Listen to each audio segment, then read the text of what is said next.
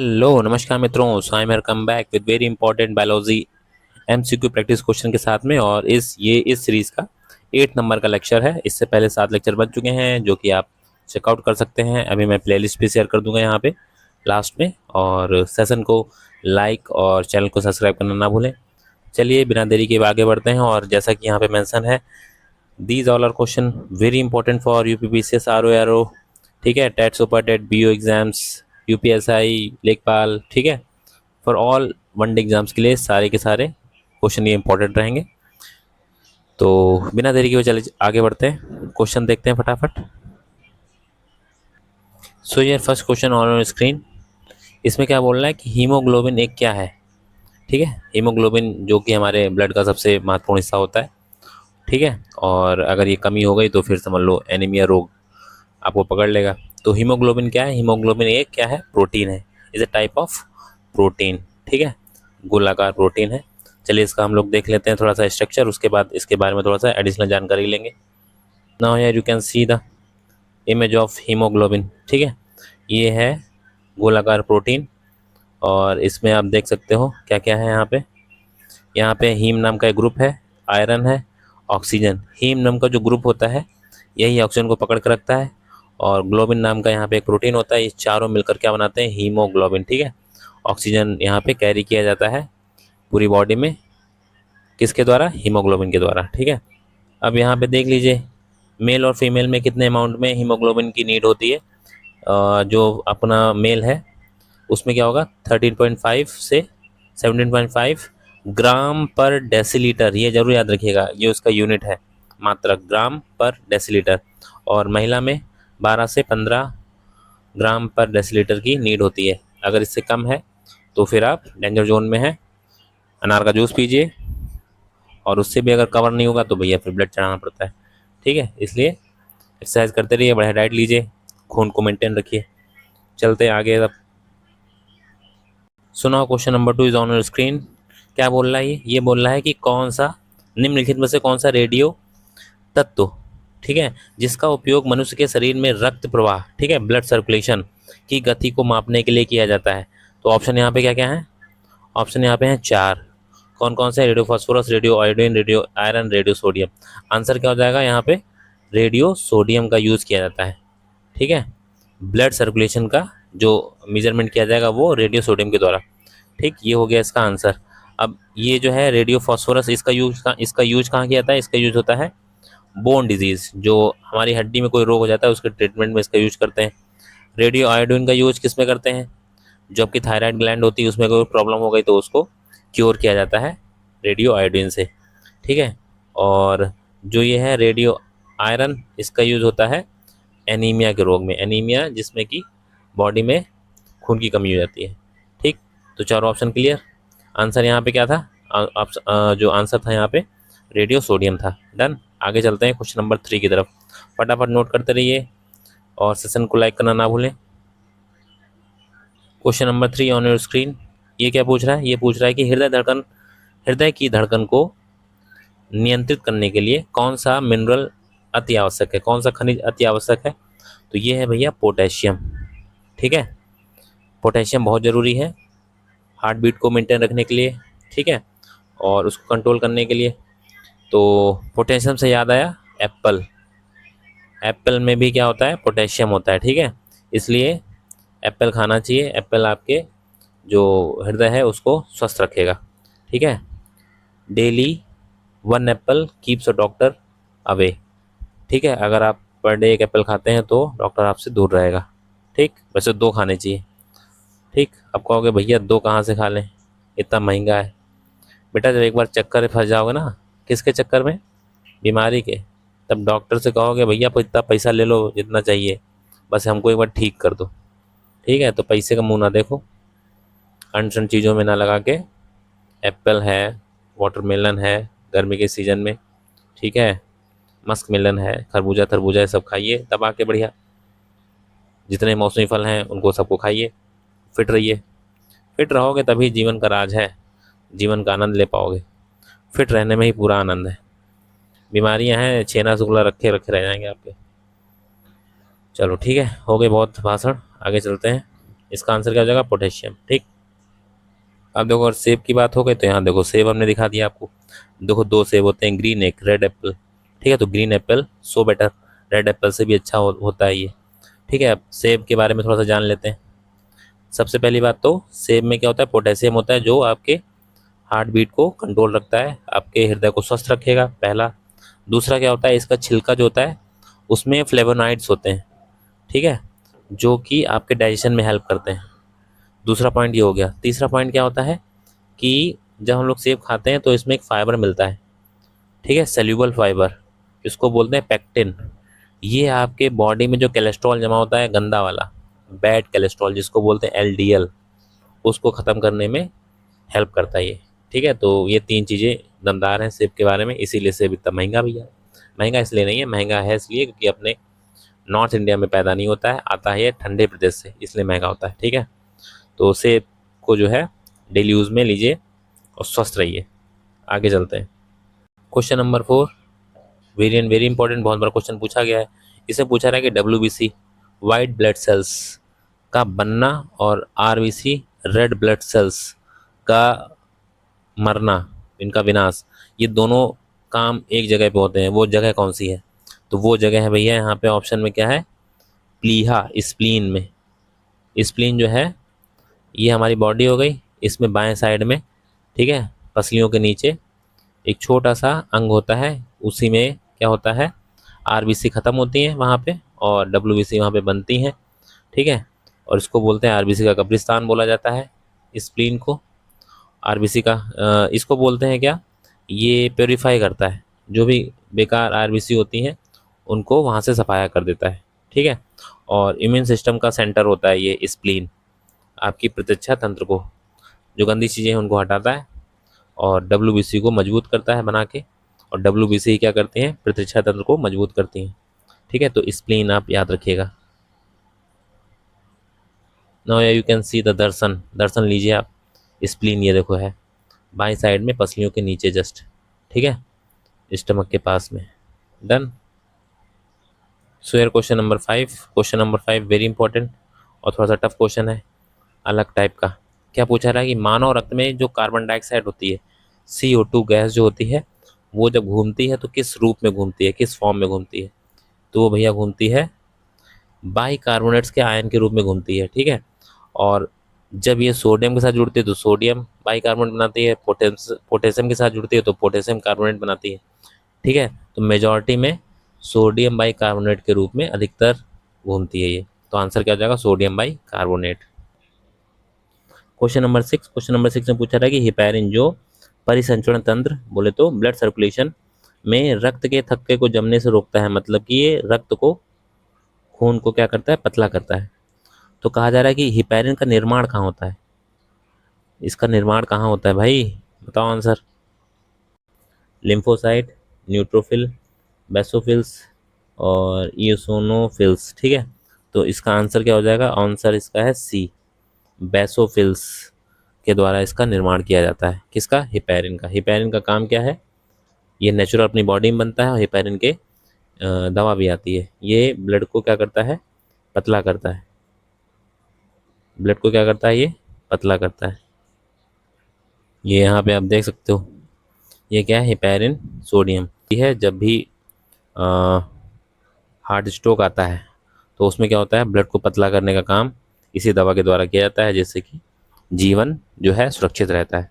ठीक है, तो हिपैरिन का काम क्या है? ब्लड को पतला करना। सीधे क्वेश्चन आ सकता है कि हिपैरिन दवा किस यूज़ में आती है? ब्लड को पतला करने की, थक्का नहीं बनने देता ये।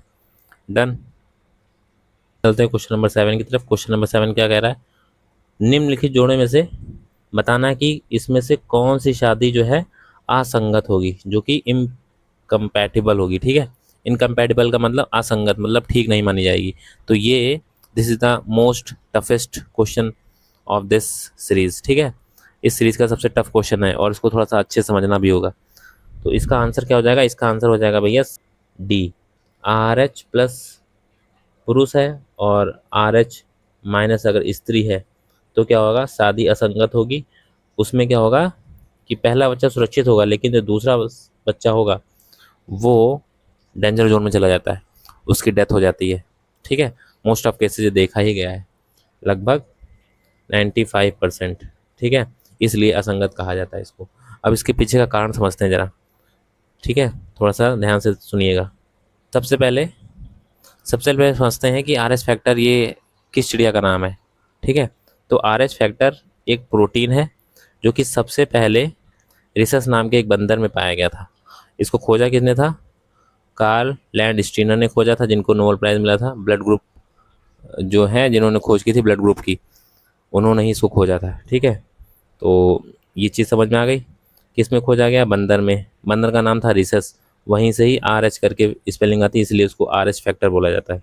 डन, ये चीज़ क्लियर हो गई। अब आर एच प्लस और आर एच माइनस का मतलब क्या है? जिस भी इंसान के खून में आर एच फैक्टर मिलता है उसको बोलते हैं आर एच प्लस, और जिस इंसान के खून में आर एच फैक्टर नहीं मिलता उसको बोलते हैं आर एच माइनस, मतलब वो निगेटिव में है और एक पॉजिटिव में है। ठीक है, ये महिला पुरुष दोनों में से कोई भी हो सकता है। इतनी चीज़ क्लियर हो गई। अब ये एक प्रोटीन होता है जो कि ये हमारी क्या हो गई, लाल रक्त कणिका, जिसको बोलते हैं आरबीसी। आरबीसी के ऊपर चिपका हुआ ये प्रोटीन होता है, उसकी सतह के ऊपर चिपका होता है। ठीक है, ये इसका जो है मेन जो बेस था वो क्लियर हो गया आपको। अब समझते हैं, यहाँ पे ऊपर आ जाओ। ये कहाँ गए? हाँ, यहाँ पे पूछा जा रहा था ना, यहाँ पे क्वेश्चन था कि सादे असंगत कौन सी होगी।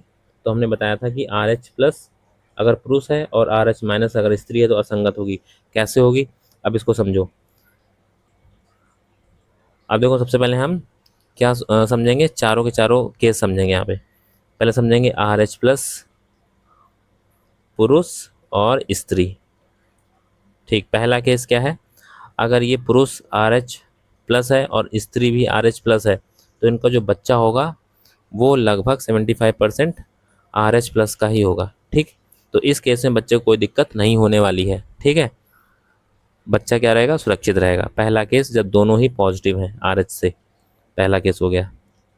ठीक, तो उसमें बच्चा क्या होगा? सुरक्षित। फिर लेते हैं R H plus, sorry R H minus पुरुष है और आर एच माइनस स्त्री है, तब जो बच्चा आएगा वो भी क्या होगा? मोस्ट प्रोबेबल देखा जाएगा कि जब दोनों ही माइनस है तो कोई मतलब ही नहीं हुआ, बच्चा भी क्या होगा? माइनस वाला होगा, जिसमें कि आर एच फैक्टर नहीं होगा, तो बच्चा कंप्लीटली सुरक्षित रहेगा। दो केस हो गए, दोनों केस में बच्चा क्या रहेगा? सुरक्षित रहेगा। ये तो नॉर्मल केस थे। अब हम देखते हैं यहाँ पे एक केस, पुरुष, एक मिनट, पुरुष और महिला।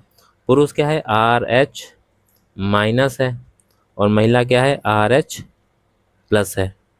तब जो बच्चा आएगा, फिर से वही केस कि 75% चांसेस रहेंगे कि बच्चा क्या होगा? आर एच प्लस वाला होगा। कौन होगा? आर एच प्लस वाला। तो आर एच प्लस बच्चा किसके पास पलेगा? माता के पास पलेगा। माता भी आर एच प्लस है, बच्चा भी आर एच प्लस है, तो इसमें कोई दिक्कत वाली बात नहीं है। ठीक है, जब वो यूट्रस में होगा, गर्भाशय में, तो दिक्कत नहीं होगी क्योंकि दोनों ही प्लस में है, दोनों ही प्लस में है, तो इसमें भी बच्चा क्या रहेगा? सुरक्षित। तो तीन केस बने, तीनों केस में बच्चा क्या होगा? सुरक्षित रहेगा। अब आता है चौथा केस, जो कि यहाँ पे आंसर है। जब पुरुष होगा आर एच प्लस और महिला होगी आर एच माइनस, तब क्या होगा? बच्चा 75% आर एच प्लस बन जाएगा और बच्चा पलेगा माता के पास में। माता है यहाँ पे आर एच माइनस। अब यहाँ पे क्या हो गया? असंगत, मिस मैच हो जाएगा। जब मिस मैच होगा, आप समझो, ये हो गया बच्चा और ये हो गई माँ। बच्चा है प्लस आर एच वाला और माता है आर एच माइनस वाली, दोनों में क्या होगा? रिपल्सन, मतलब कि मिस मैच होगा। इनकम्पैटिबल, शादी असंगत, मतलब कि बच्चा रिस्क में जाएगा। क्यों जाएगा? क्योंकि बच्चा क्या करेगा?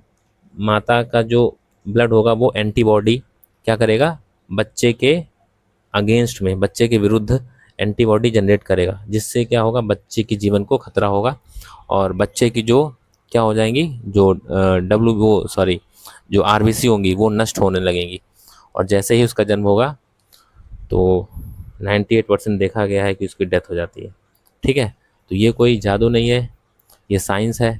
पहले लोगों को पता नहीं होता होगा तो ऐसे डेथ होती रहती होंगी, तो आदमी कहता होगा ये कहर वो कहर।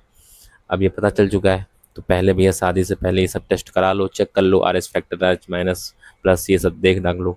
ठीक है, तो इतनी छोटी सी ये नॉलेज जो कि बहुत काम की है। ठीक है। आपके जीवन के लिए भी और आपके कैरियर के लिए भी। आई होप आपको चीज़ें समझ में आ गई होंगी, ना समझ में आई तो एक बार फिर से लेक्चर को रिपीट करके देखो। चलते हैं आगे। अब चीज़ें क्लियर हो गई तो इसमें आ जाएगा।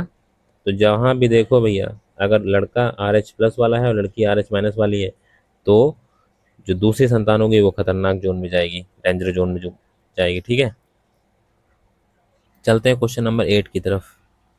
क्वेश्चन नंबर 8 यहाँ पे क्या पूछ रहा है कि लिम्फोसाइट के द्वारा उत्पन्न रक्षक प्रोटीन, ठीक है, ऐसा प्रोटीन जो सिक्योरिटी देता है, वो प्रोटीन कौन सा होता है? तो वो इम्यूनोग्लोब्यूलिन। ठीक है, अब जो ऊपर प्रॉब्लम आई थी RH+ मेल और RH- स्त्री के केस में क्या होता है? शादी असंगत थी, दूसरी संतान क्या होती थी? मर जाती है। तो उस संतान को जीवित रखने के लिए इसी का इंजेक्शन लगाया जाता है भैया।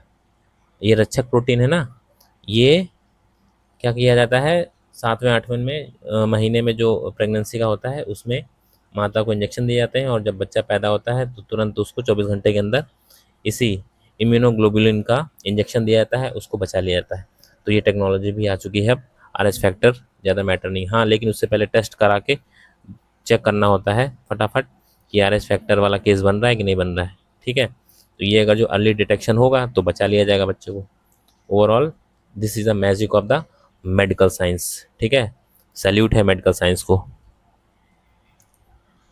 अब यहाँ पे देख लेते हैं कि लिम्फोसाइट, ये लिम्फोसाइट किस चिड़िया का नाम है? लिम्फोसाइट जो हमारी WBC है, श्वेत रक्त कणिका, जो हमारे बॉडी में प्रतिरक्षा का तंत्र बनाती हैं, मतलब कि हमें रोगों से बचाती हैं, उन्हीं के ही प्रकार हैं लिम्फोसाइट। ठीक है, लिम्फोसाइट के कुछ काइंड्स होते हैं, कुछ प्रकार होते हैं, देख लेते हैं। यहाँ पे आप देख लो, लिम्फोसाइट्स 3 प्रकार की होती हैं।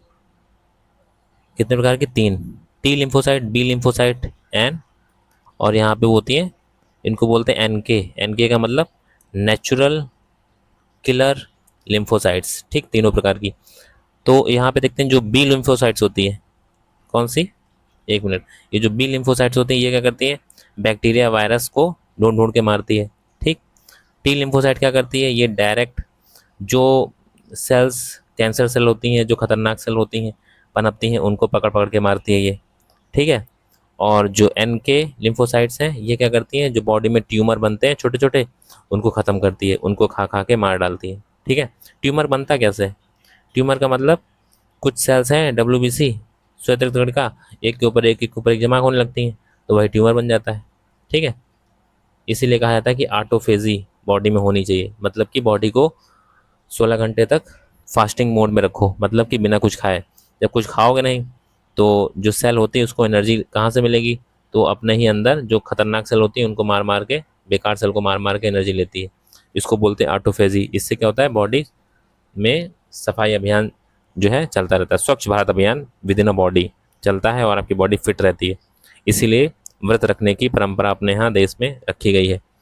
ठीक है, इसका आध्यात्मिक कारण कुछ और है, बट साइंटिफिक रीजन यही है कि आपकी बॉडी शुद्धि होती है। ठीक है, तो बॉडी फिट रहती है। तो this is all about science behind fasting. चलते हैं क्वेश्चन नंबर 9 की तरफ। क्वेश्चन नंबर 9 क्या पूछ रहा है? क्वेश्चन नंबर 9 पूछ रहा है कि रक्त में शुगर का स्तर सामान्य प्रदर्शित किया जाता है। कहने का मतलब ये है कि ब्लड शुगर को किस में मेजर किया जाता है, उसका यूनिट क्या है? तो उसका यूनिट है भैया मिलीग्राम पर डेसीलीटर, mg/dl ऐसे लिखा होता है। ठीक है, और जो हमारा अभी ऊपर मैंने पढ़ा था, हीमोग्लोबिन को किस में मेजर करते हैं? हीमोग्लोबिन को, एक मिनट फिर से पढ़ते हैं, हीमोग्लोबिन को ग्राम पर डेसीलीटर में मेजर करते हैं, और जो ब्लड शुगर होता है उसको मिलीग्राम पर डेसीलीटर में मेजर करते हैं। तो इसका आंसर क्या हो जाएगा? बी। ठीक है, देख लो यहाँ पे फिगर में, ये देखो यहाँ पे ब्लड शुगर चेक किया है और इसका यूनिट क्या है? mg/डेसीलीटर, मिलीग्राम पर डेसीलीटर। डन, आगे चलते हैं। फिर question number 10, this is the last question, last but not least. मनुष्य में मांसपेशियों में थकावट किसके जमा होने के कारण होती है? थकावट कैसे आती है भैया? जब हम लोग बैठे बैठे थक जाते हैं, पढ़ते पढ़ते नींद आ जाती है। तो देखो होता क्या कॉन्सेप्ट है, जब आप ऐसे बैठे हो, मान लो ये मेज है और ये चेयर है, तो उस बैठे हो ऐसे करके खोपड़ी टंगाए। ठीक है, फिर क्या हुआ, जब तुम बहुत देर हिले नहीं हो तो बॉडी का जो मतलब माइंड जो होता है बॉडी को संकेत देता है कि बॉडी जो है रेस्ट मोड में चली गई फटाफट, कौन सा एसिड, लैक्टिक एसिड जनरेट करो फटाफट। बॉडी में लैक्टिक एसिड जनरेट होगा और आलस आने लगेगा, फिर आप सो जाओगे। तो कहने का मतलब ये है कि जो थकावट आती है ये होती है लैक्टिक एसिड की वजह से। जब ज़्यादा खेलोगे तो लैक्टिक एसिड बॉडी में आ जाता है और उससे क्या होता है, जो मसल होती हैं वो एकदम जाम होने लगती हैं, कहेंगे बेटा अब हमसे ना हो पाएगा, ठीक। तो लैक्टिक एसिड मसल के बीच में आ जाता है जिससे कि थकावट आती है। फिर क्या होता है, आप जाके सीधे साए से नहाते वहाते हो, बेड पे साए से सो जाते हो, ऐसे करके चद्दर तान के।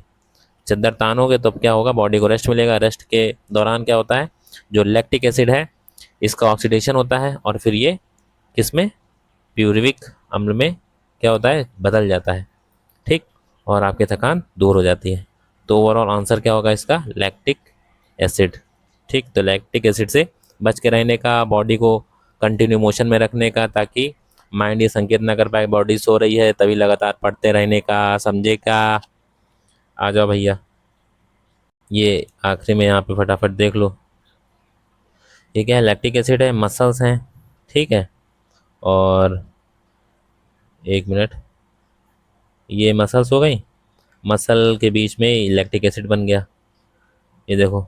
और इसने क्या कर दिया, जब लैक्टिक एसिड आ जाता है मसल के बीच में, मसल में क्या है, कॉन्ट्रैक्शन, संकुचन नहीं हो पाता है, शिथिल हो जाती है, कहीं ना भैया अब हमसे ना हो पाएगा, ठीक।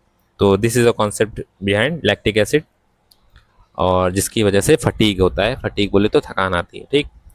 Overall this is all about session, session number 8। और चैनल को सब्सक्राइब करना बिल्कुल ना भूलें। मोस्ट इम्पॉर्टेंट टॉपिक्स की प्लेलिस्ट और इससे पहले की सेशन की प्लेलिस्ट मैं यहाँ पे शेयर कर रहा हूँ, उसको कंटिन्यू फॉलो करिए। धन्यवाद, जय हिंद।